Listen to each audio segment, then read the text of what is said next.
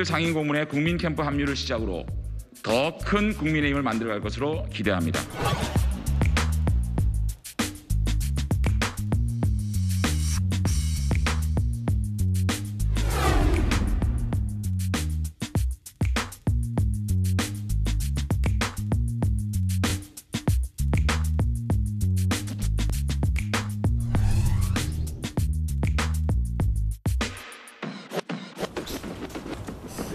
네, 안녕하세요. 유정필입니다. 민주당을 떠나는 게 너무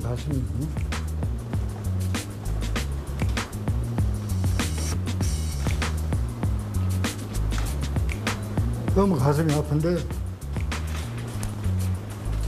현재 민주당은 과거라면은 상상할 수 없는 비리 용어를 회사로 하고,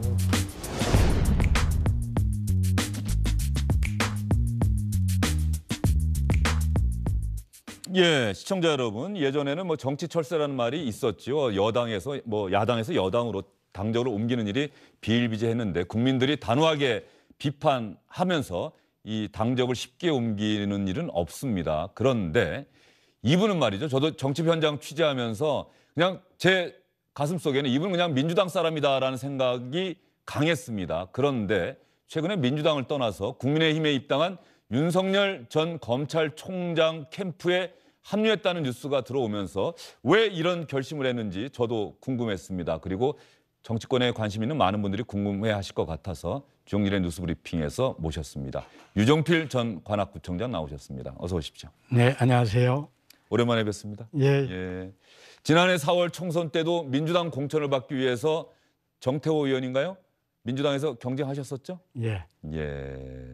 지금 민주당에 몸담은 지가 26년이라고 하는데 맞습니까? 예, 26년입니다. 예. 그 전에 한겨레신문 기자도 하셨고 한국일보 기자도 하셨나요? 네, 저 언론계기 원래. 예. 언제 왜 정치권에 입문하신 겁니까? 저는 이제 무슨 일로 언론계를 또 무슨 명분을 따라서 기자를 그만두고 또 놀다가 뭐 기업체도 가 있고 하다가 자연스럽게 지방자치에 참여하게 된 거죠. 뭐 정치를 한다는 기분보다는 생활 정치 쪽으로, 그러다가 이제 중앙 정치 쪽으로 자연스럽게 흘러왔죠. 김대중 대통령이 발탁을 해가지고. 예. 부대변인, 대변인, 이 기자들과 접촉하는 일을 참 많이 하셨죠? 저는 이제 언론계에 있을 때도 언론 노조나 기자협회 그런 언론 활동을 많이 했고, 그러다가 정치권에 와서도 자연스럽게 언론을 상대하는 일을 많이 시켜요. 주로 이제 김대중 당시 총재께서. 그러다 보니까 대변인, 부대변인 주로 이런 것들을 많이 하게 되고, 그 언론을 상대한다는 것이 단순히 언론 상대가 아니고 그 안에 여러 정보도 있고 또 국민들을 대표하는 것이 기자들이니까 자연스럽게 국민과 소통하고 그런 내용을 제가 모시는 정치인들에게 또 투영시키고 늘 국민 여론을 중시하는 그런 속에서 저는 정치 활동을 했습니다. 민주당에 있으면서 도왔던 정치인들, 뭐 김대중 전 대통령 이야기 하셨는데 노무현 전 대통령의 후보 대변인도 하셨죠? 그렇죠. 예. 그 제가 얼추 이제 대변인만 4년 10개월을 하면서 제가 모셨던 당 대표님만 해도 한 7명 되고 예.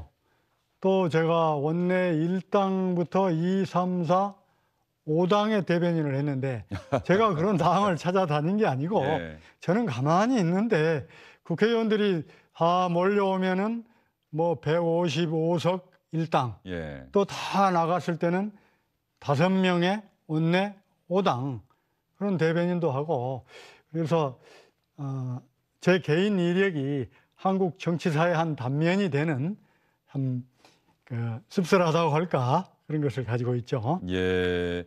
저희가 아까 영상에 사진이 나갔습니다만 유정필 전 관악구청장이 함께했던 정치인들 어떤 분인지 한번 사진을 보면서 이야기를 해보도록 하겠습니다. 저 사진 보면 아마 기억이 새록새록 하실 거예요. 노무현 전 대통령, 염동연 전 의원의 모습도 예, 예. 보이고 노무현 전 대통령이 상도동으로 김영삼 전 대통령 찾아갔을 때 같습니다. 이제 제천년 민주당의 후보가 막 돼가지고 예. 김영삼 전 대통령을 찾아뵀죠. 예. 그때 제가 모시고 갔어요. 그 사이에 유종필 전 구청장의 모습도 보이네요. 그리고 희망찬 2003년이면 대선에서 승리하고 나서 1월 1일 담배식 갔습니다. 예, 제 때는 이제 취임 직전이죠. 예. 역시 환한 모습으로. 그런데 열린우리당이 창당되면서 조금 갈라섰던 거죠. 민주당이 그냥 계셨고. 예, 새천년 민주당 기호 2번 노무현 후보로서 당선이 됐는데 이제 당선되고 노무현 그 당선자 주변 분들이 이제 민주당을 버리자. 민주당은 뭐 낡은 정당이다, 뭐 지역주의 정당이다. 지역주의 정당이라는 것은 한마디로 말해서 호남당이다. 우리는 전국당을 하겠다 하면서 민주당을 분당해서 열린우리당을 창당하는 참 옳지 못한 정치적인 선택을 했죠. 그때 이제 갈라섰다가 2007년 대선 때 다시 합쳐지면서 그때 그렇죠? 이제 갈라진 뒤로 열린우리당이 또 계속 합당을 하자고 그래요. 버리고 갔는데 이 버리고 간 당이 죽지 않으니까 계속 또 합당을 하자고 그랬었는데 결국은 안고 있다가 2008년 총선을 앞두고 다시 합당을 해서 민주통합당인가요? 통합민주당인가요? 통합민주당 손학규 대표 시절이었죠? 그리고 이제 손학규 대표를 이제 모셔다가 대표를 시키고 그 이제 김대중 전 대통령의 작품입니다만은 그리고 이제 오늘의 더불어민주당까지 이제 온 거죠. 예. 자, 그렇게 민주당은 유종필 전 구청장에게는 어떤 존재입니까? 제 청춘을 갖다 바쳤고, 그러니까 민주당이 다 망했을 때도 저는 그걸 보듬고 있었고, 그러니까 잘 나갈 때만 민주당이 있었던 게 아니에요. 그래서 제가 이 26년간 있었던 민주당을 이제 탈당을 할 수밖에 없을 때, 그 며칠 전에 제가 그걸 마이크를 잡고 전혀 생각지도 않게 이제 눈물이 나서 말을 할 수가 없었습니다. 제가 무슨 이익을 쫓아서 어디를 다니고 그런 사람이 아닙니다, 본질적으로. 그렇다면은 노무현 대통령 막 당선된 그 여당을 왜 안 가겠습니까? 이것은 감히 말씀드리면은 제 양심이 시키는 대로 한 겁니다. 제가 나이로 봐도 60대 중반이고 또 정치권에서 크게 출세는 못했습니다만은 기관장도 하고 또 구청장도 2번 하고 어느 정도 다 했어요. 그래서 사실은 지난 1년 반 동안 배낭 하나 메고 막걸리 하나 넣고 전국을 혼자 돌아다녔어요. 네. 예. 그러다가 그냥 조용히 살려고 하는 생각을 갖고 있었는데 이 국가에 가는 노선이나 이런 것들이 도저히 이제 저와 같은 사람이 그냥 조용하게 여성을 편하게 지내야 되겠다. 그럴 수 없는 저에게 그래도 애국심이라는 것이 찌꺼기가 좀 있나 봐요. 저는 뭐 크게 애국자는 아닙니다만은 그래서 제 청춘을 바쳤던 민주당이 요즘 너무 잘못 가고 있다. 아까 언론중재법 이야기도 있었고 이런 것은 과거의 민주당이라면은 상상할 수도 없는 일입니다. 과거 김대중 민주당, 노무현 민주당에서도 어떻게 전 세계가 염려하는 언론 자유, 모든 자유를 있게 하는 기본적인 자유인 언론 자유를 옥죄는 그런 법을 야당을 무시하고 일방적으로 통과시킬 수 있겠는가. 그리고 조국 사태를 비롯해서 김경수, 한명숙 이런 너무나도 명백한 비리를 민주당의 주요 정치인들이 그걸 내놓고 옹호를 한다랄지 너무 저는 아무것도 아닌 제가 너무 부끄러워서 잠이 안 오고 그런 적이 사실 여러 번 있어요. 그러면요. 지금 말씀 충분히 이해가 되는데 그러면 내가 생각해도 내가 못 나왔던 민주당의 모습이 아니다라면 내부에서 비판하고 그러나 물론 현역 의원이 아니기 때문에 그 목소리의 크기가 상대적으로 작게 들릴 수밖에 없다는 점은 제가 이해를 합니다만 그러면 하다못해 탈당하는 데서 그칠 수도 있는데 왜 윤석열 전 총장 제1야당 다른 정당 여당과 맞서고 있는 제1야당에 입당한 윤석열 전 총장 캠프로 가는 그런 결심까지 이어졌을까? 정치 철새라고 하는 또 모셨던 전직 대통령들 모습까지 아마 충분히 떠올리셨을 텐데. 예. 그렇지 않아도 저는 이제 호남 출신인데 호남 분들이 뭐랄까 진영 의식이 강해요. 이건 우리 정권이다. 우리 정권을 또 재창출해야 되겠다.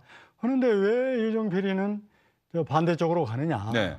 해서 말할 수 없는 제가 지금 인신모독과 인격 살인을 뭐 우리 그 단톡방에서 당하고 있어요. 일방적으로. 그런데 제가 그냥 탈당만 한 건 의미가 없어요. 그냥 어느 누구도 그걸 알아주지 않고 지금 내년 대선이라는 게 대한민국이 지금까지 5년간 왔던 그 길을 가느냐, 그걸 수정하느냐에 중요한 건데 저는 단연코 제 양심상 지난 문재인 정권의 5년은 잘못 온 길이다. 앞으로도 이것은 잘못 간다.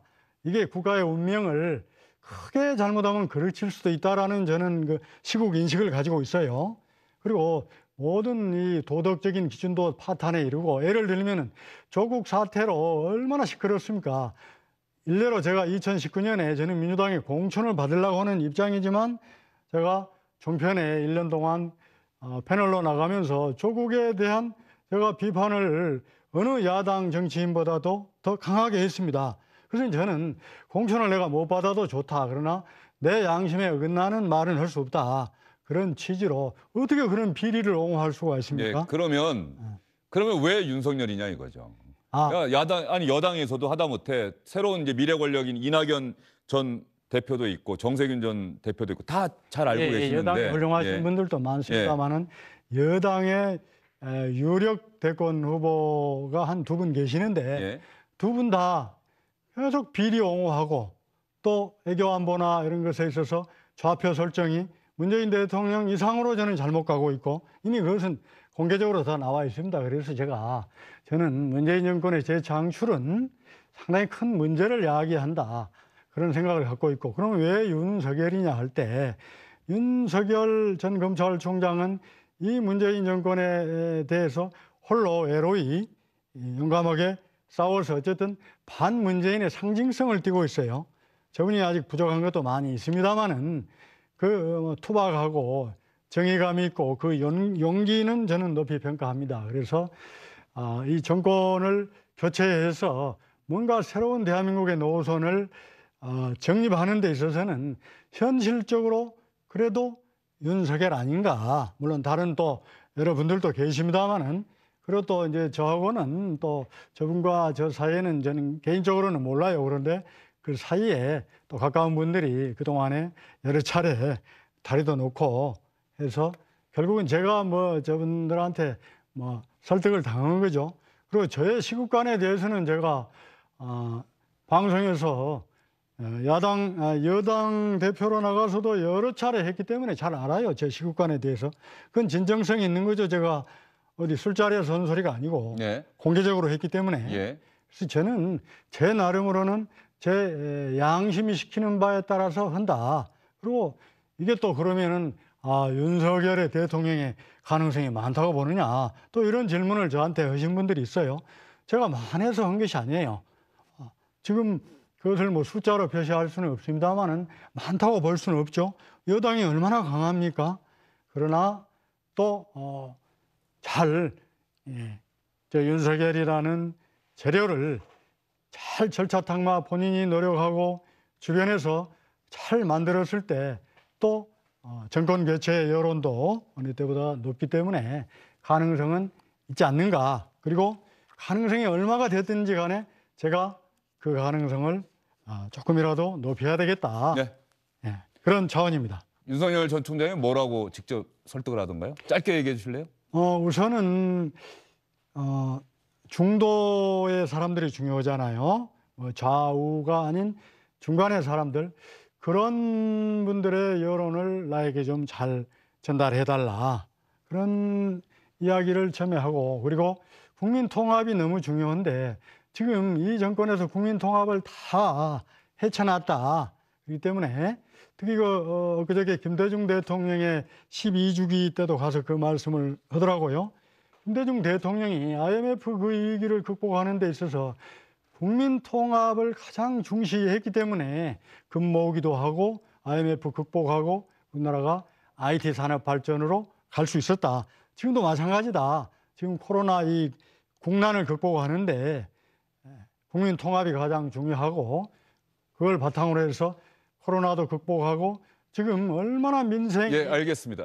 피폐합니까? 예, 알겠습니다. 극복하고 예. 새로운 대한민국을 건설하자 예, 그죠. 알겠습니다. 그럼에도 불구하고 어쨌든 민주당에 또 지금 계시는 분들은 유정필 전 구청장의 선택을 강하게 비판하고 있겠죠. 철새다. 제가 존재감이 예. 있기 때문에 예. 비판을 하겠죠. 예. 저는 그 비판에 대해서 이제 환영을 합니다. 알겠습니다. 어쨌든 평생 민주당원이었는데 또 예. 기자들하고 접하는 대변인 역할을 참 많이 했었는데 이제 민주당을 떠나서 눈물 속의 민주당을 떠나서 윤석열 전 총장 캠프에 합류한 유정필 전 관악구청장과 이야기를 나눠봤습니다. 유정필 전 구청장의 선택이 과연 어떤 결과로 이어질지는 뭐 저희도 관심을 갖고 지켜보도록 하겠습니다. 민주당 당원 동지들께는 지금도 한없이 죄송해요. 알겠습니다. 예, 여기까지 듣겠습니다. 수고 많으셨습니다. 감사합니다. 네, 저희는 잠시 후에 다시 돌아오도록 하겠습니다. 안녕하십니까, 주영진입니다. 더 많은 뉴스와 라이브 이벤트를 보고 싶으시다면 화면 오른쪽을 눌러서 구독해 주시기 바랍니다. 저희 SBS 앱을 다운로드 받으시면 뉴스 속보 알림도 받아보실 수 있습니다. 텔레비전으로도 SBS 뉴스, 유튜브로도 SBS 뉴스 잊지 마시기 바랍니다.